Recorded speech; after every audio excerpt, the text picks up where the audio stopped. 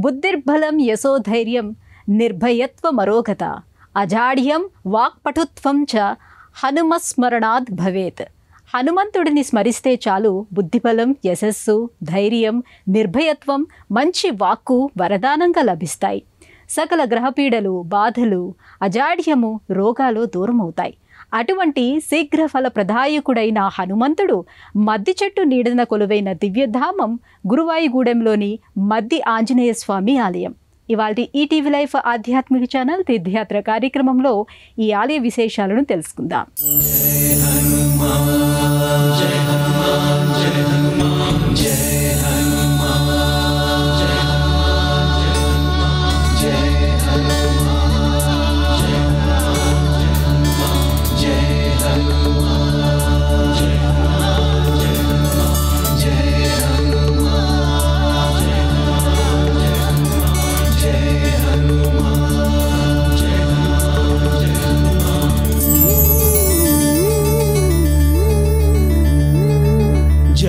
हनुमान ज्ञान गुण सागर जय कपीश तिरुलोक उजागर रामदूत अतुलित बलधाम अंजनी पुत्र पवन सुत नाम महावीर विक्रम भजरंगी कुमति निवार सुमति के संगी कंचन वरण विराज सुवेश कानन कुंडल कुंचित केश हाथ वज्र अरुध्वजा विराजै कांथे मूंज जनेऊ छाजै.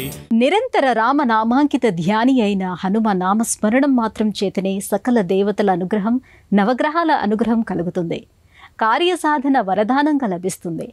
అటువంటి భక్తవరదుడు, సులభ ప్రసన్నుడు అయిన హనుమ ఓ భక్తుడిని అనుగ్రహించడం కోసం స్వయంగా అవతరించిన దివ్యస్థలే గురువాయిగూడెం. తనను మదినిండా నిలుపుకొని నమ్మి కొలిచిన ఒక రాక్షసుడిని జన్మ జన్మాంతరాల్లో అతడు చేసిన తపస్సును మెచ్చి స్వామి ఇక్కడ స్వయంభూగా అవతరించాడు.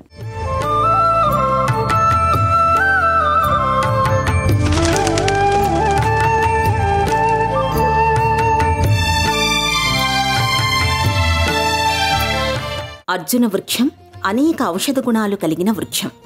ఈ చెట్టు మీదుగా వచ్చే గాలిని పీల్చినా సరే ఆరోగ్యం కలుగుతుందని పెద్దలు చెప్పేవారు. అటువంటి స్వామి తెల్ల మద్ది చెట్టు తొర్రలో ఇక్కడ స్వయంభూగా వెలిశాడు. తనని కోరి సేవించవచ్చిన భక్తులపై అపారమైన కరుణా రసవృష్టిని కురిపిస్తూ అండగా నిలుస్తూ ఆదుకునే దైవంగా సుప్రసిద్ధుడయ్యాడు. భక్తులు భగవంతుడికి సేవ చేయడం లోక సహజం. కానీ భగవంతుడే భక్తుడి కోసం దిగివచ్చి సేవలు చేసి ఆ భక్తుడి కోరికపై నిజరూప దర్శనమిచ్చి అనుగ్రహించిన పావనమైన క్షేత్రం గురువాయిగూడెం. ఏలూరు జిల్లా జంగారెడ్డిగూడెం మండలం గురువాయిగూడెంలో ఉంది ఆలయం. శరణు శరణు రామదూత శరణు శరణు వాత జాత శరణు శరణు రామదూత శరణు శరణు వాత జాత శిరము వంచి శరణమంటి వరములిచ్చి బ్రోవమంటి శిరము వంచి శరణమంటి వరములిచ్చి బ్రోవమంటి శరణు శరణు రామదూత శరణు శరణు వాత జాత శరణు శరణు రామదూత శరణు శరణు వాత జాత.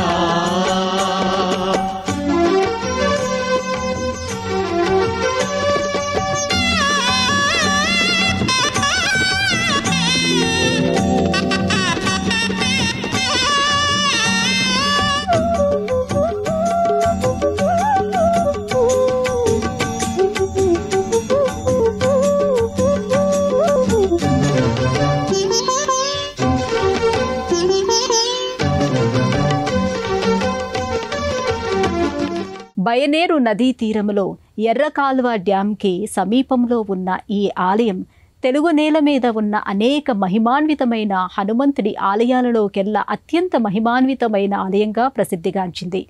మద్ది చెట్టే గర్భాలయానికి గోపురంగా ఉండటం ఈ ఆలయం ప్రత్యేకత.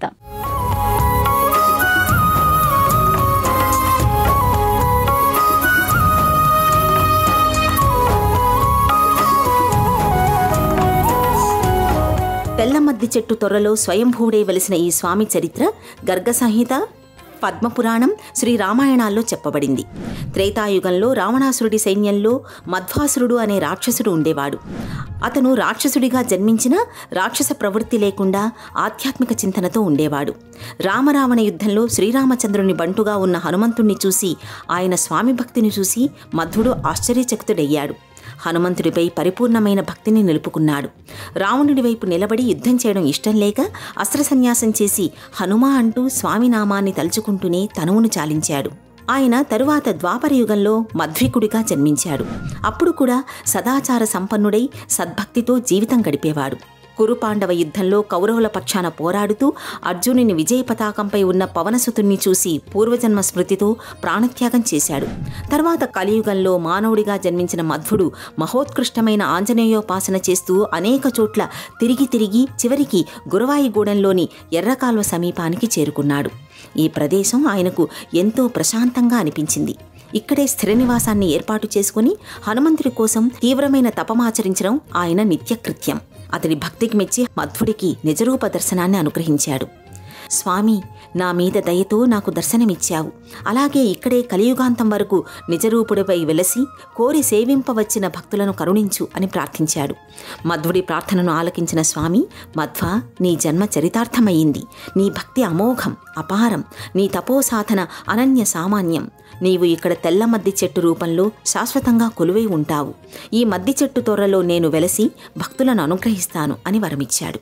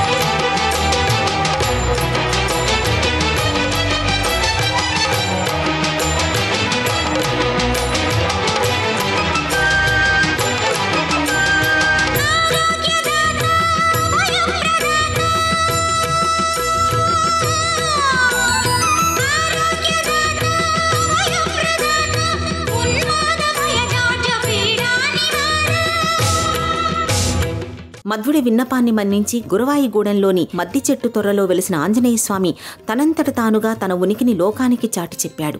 దాదాపు నేటికి 60 సంవత్సరాల క్రితం ఓ భక్తురాలికి కలలో కనిపించి తాను మద్ది చెట్టు తొర్రలో నిక్షిప్తంగా ఉన్నానని, తనొక ఆలయాన్ని నిర్మించి పూజలు జరిపించమని ఆదేశించారు. ఈ మద్ది చెట్టునే గర్భాలయానికి శిఖరంగా ఉంచి తనకు ఆలయాన్ని నిర్మించాలని స్వామివారి ఆదేశం. స్వామివారి ఆదేశాన్ని తలదాల్చిన స్థానిక భక్తులు ముందుగా కేవలం స్వామి చుట్టూ చిన్న గర్భాలయాన్ని నిర్మించుకుని స్వామిని పూజించుకుని సేవించుకోవడం మొదలుపెట్టారు. ఆ తర్వాతి కాలంలో నేటికి 40 సంవత్సరాల క్రితం ఒక పెద్ద ఆలయ ముఖమంటపాన్ని నిర్మించి ఆలయ నిర్మాణాన్ని విస్తరించారు. సాలంకాయన శకం 1166వ సంవత్సరంలో ఈ ఊరి వాళ్లకు స్వామి మొదటి దర్శనం లభించిందని పూర్వీకులు చెబుతారు.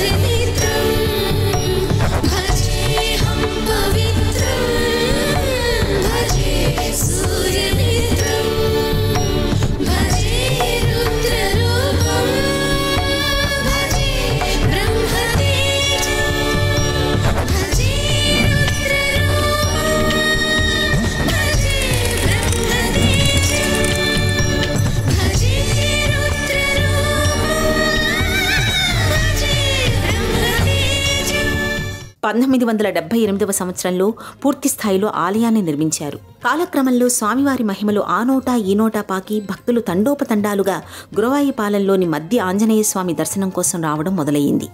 స్వామివారి మహిమల గురించి భక్తులకు తెలుస్తూ వచ్చిన కొద్దీ వారి భక్తి అంతకంతకు రెట్టింపవుతూ వచ్చింది.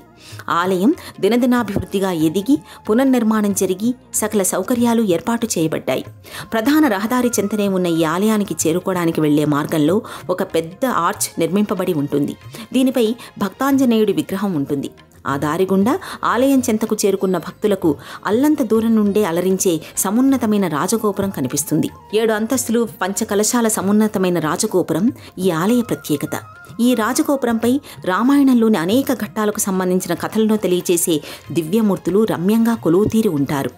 రాజగోపురాన్ని దాటుకుని ఆలయ ప్రాంగణంలోకి అడుగుపెట్టిన భక్తులకు సమున్నతమైన ధ్వజస్తంభం కనిపిస్తుంది. దీనికి ముందే ఆలయ ముఖమంటపం. ఈ మంటపంపై సువర్చలా సమేతుడైన ఆంజనేయుడు పరివారంతో కొలువుతీరి ఉంటాడు. సువిశాలమైన ఈ ఆలయ ప్రధాన మంటపానికి ఇరువైపులా 2 సువిశాలమైన మంటపాలను కూడా నిర్మించారు. వీటిలో కుడివైపున ఉన్న మంటపంలో స్వామివారి కళ్యాణోత్సవం జరుగుతుంది. ఎడమవైపున ఉన్న మంటపంలో దూర ప్రాంతాల నుండి వచ్చిన భక్తులు నిద్ర చేస్తారు. ఆలయ ప్రధాన మంటపాన్ని దాటుకుని ముందుకు వెళ్లిన భక్తులకు గర్భాలయం కనిపిస్తుంది.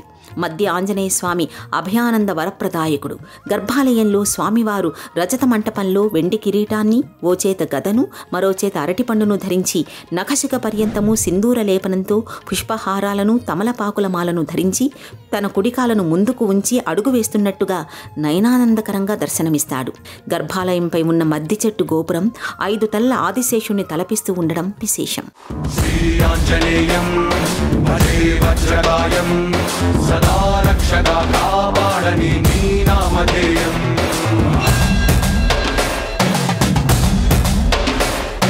శ్రీ ఆంజనేయం భజే వాయుపుత్రం సదా అభయమై అందించరా నీ చేతి సాయం.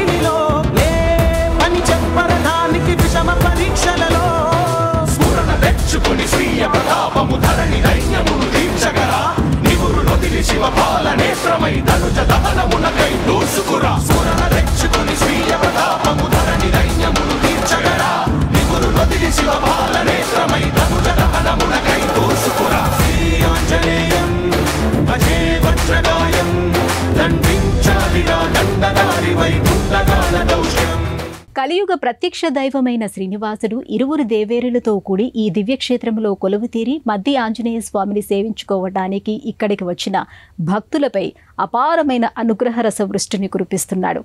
హనుమంతుడు కొలువై ఉన్న ఈ దివ్యక్షేత్రంలో కలి వైకుంఠ వరదుడిని కూడా సేవించుకుని తరించడం ఇక్కడికి వచ్చిన భక్తులకు అయాచితంగా లభించే వరం.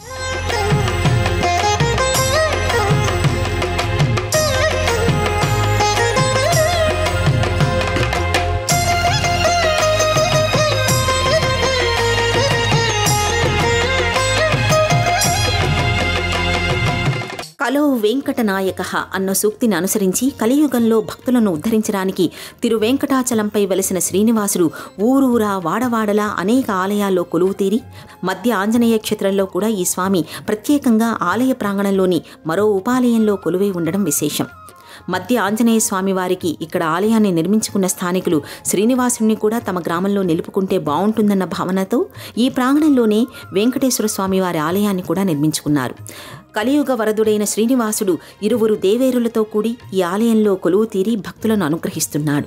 బంగారు కాంతుల మకర తోరణంలో స్థానక భంగిమలో వెండి కిరీటాన్ని, వెండి కవచాన్ని, 2 చేతుల్లో శంఖచక్రాలను, మరో 2 చేతుల్లో వరదాభయ ముద్రలను, పుష్పహారాలను ధరించి స్వామివారు కృష్ణశిలా విగ్రహ రూపుడై తిరునామాలను ధరించి భక్తులకు దర్శన భాగ్యాన్ని అనుగ్రహిస్తారు. స్వామివారికి ఇరువైపులా ఇరువురు దేవేరులు కొలువు తీరి ఈ దివ్యక్షేత్రంలో స్వామివారిని దర్శించుకోవడానికి వచ్చిన భక్తులను అనుగ్రహిస్తున్నారు. మధ్య ఆంజనేయుడు కొలువై ఉన్న ఈ క్షేత్రంలో శ్రీ భూసమేత శ్రీనివాసుడి దర్శనం కూడా అత్యంత అనుగ్రహప్రదాయకమని పెద్దలు చెబుతారు. ఈ స్వామి తనను కోరి సేవించవచ్చిన భక్తులపై వరాల జల్లును కురిపిస్తాడని స్థానికులు బలంగా విశ్వసిస్తారు. నిత్య పూజలేవిగో నేరిచినాను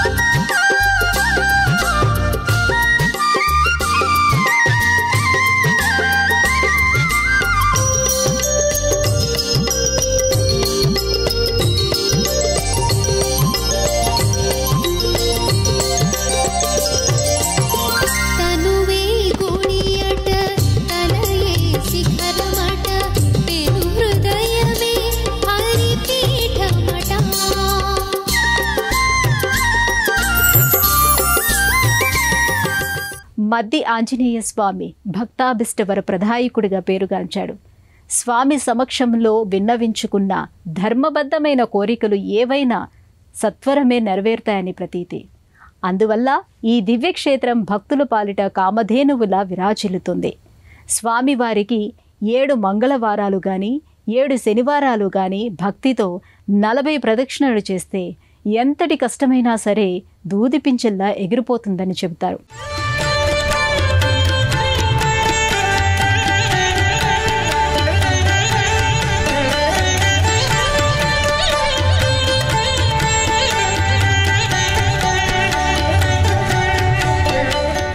మద్ది ఆంజనేయ స్వామి భక్తుల కొంగు బంగారం.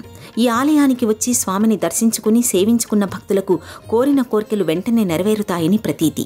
అందువల్ల దూరాభారం నుండి కూడా భక్తులు స్వామివారి దర్శనం కోసం ఈ ఆలయానికి పెద్ద ఎత్తున తరలివస్తారు.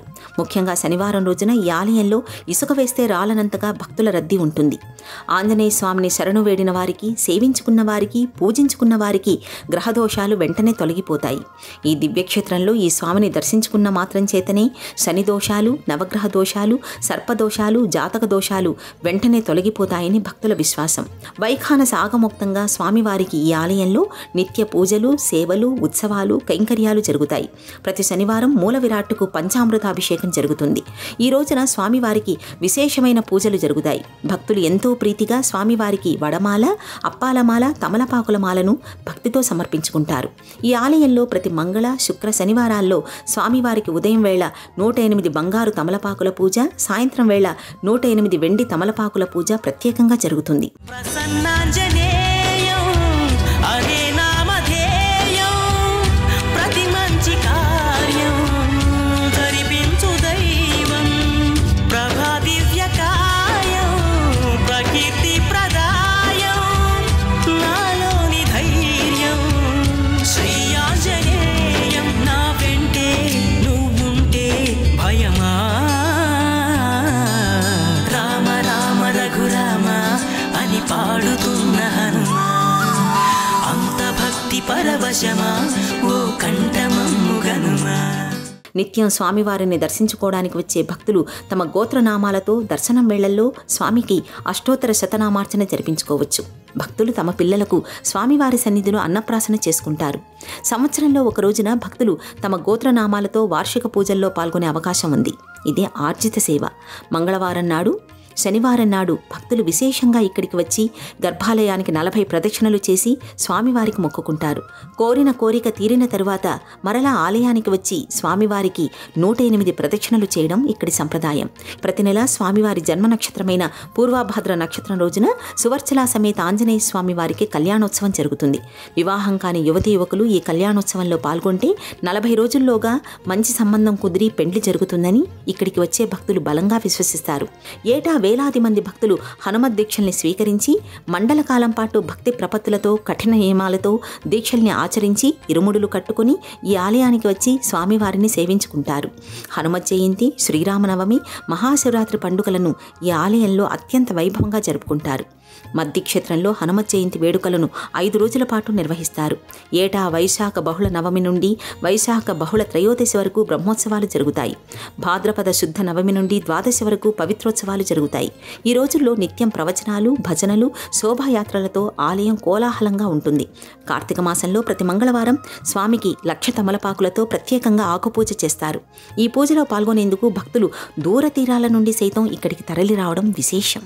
భజే పావనం భావనానిత్యవాసం భజే బాలభాను ప్రభాచారుభాసం భజే చంద్రికాకుందమందారహాసం భజే సంతతం రామభూపాలదాసం భజే వాయుపుత్రం భజే వాయుపుత్రం భజే వాయుపుత్రం భజే వాయుపుత్రం.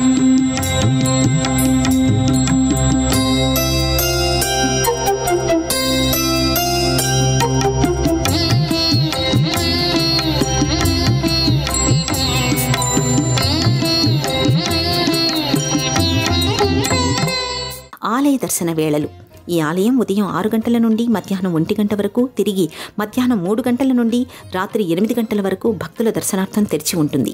ప్రయాణ సౌకర్యాలు: ఏలూరుకు 50 కిలోమీటర్ల దూరంలో, రాజమండ్రికి 70 కిలోమీటర్ల దూరంలో, విజయవాడకు 115 కిలోమీటర్ల దూరంలో, భీమవరానికి 75 కిలోమీటర్ల దూరంలో ఉన్న జంగారెడ్డిగూడానికి నేరుగా రైలు, బస్సు ప్రయాణ సౌకర్యాలు ఉన్నాయి.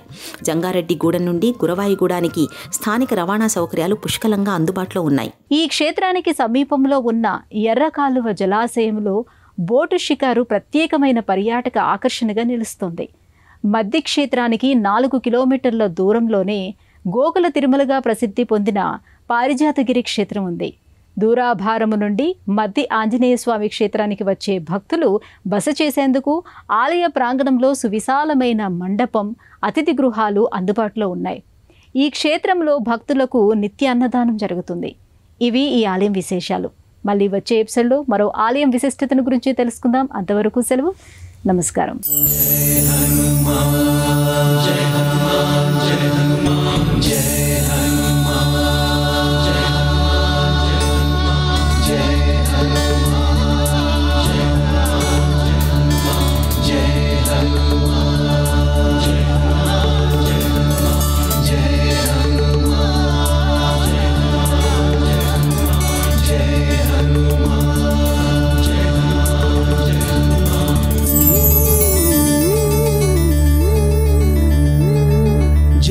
हनुमान ज्ञान गुण सागर जय कपीश तिरुलोक उजागर रामदूत अतुलित बलधाम अंजनी पुत्र पवन सुत नाम महावीर विक्रम भजरंगी कुमति निवार सुमति के संगी कंचन वरण विराज सुवेश कानन कुंडल कुंचित केश हाथ वज्र अरुध्वजा विराजै कांथे मूंज जनेऊ छाजै. ఈ కార్యక్రమాన్ని తిరిగి చూడాలనుకుంటే www.youtube.com/@ETV Life Spiritual లో చూడవచ్చు.